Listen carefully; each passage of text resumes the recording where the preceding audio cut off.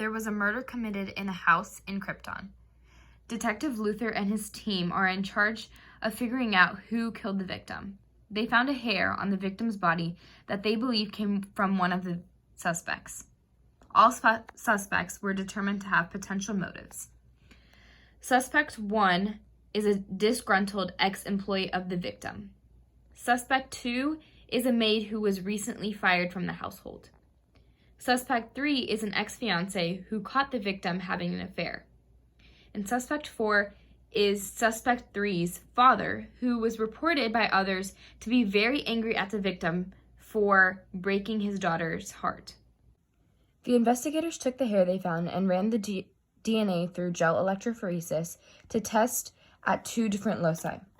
The DNA traveled from the negative pole to the positive pole, with the shortest strands traveling the furthest.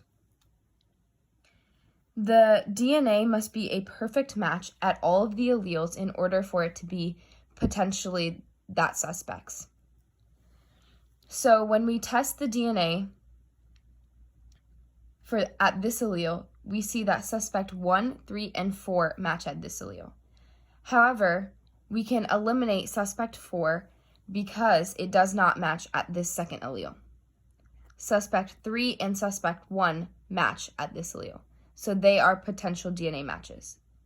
The victim has 2 different alleles, and so does suspect 2.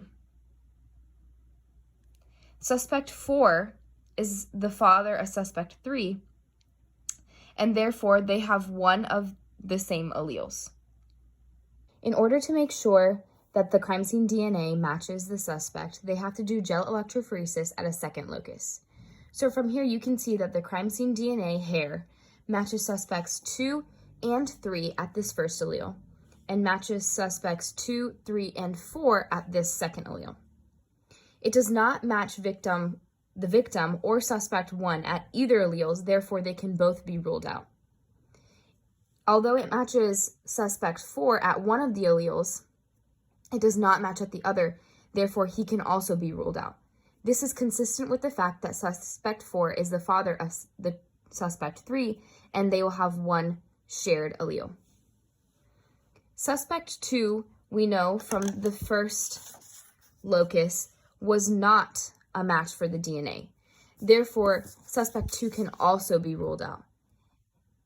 The crime scene DNA matches suspect 3. Because the crime scene DNA, the hair, was a match for suspect 3 at both loci, we can assume that the DNA came from suspect 3.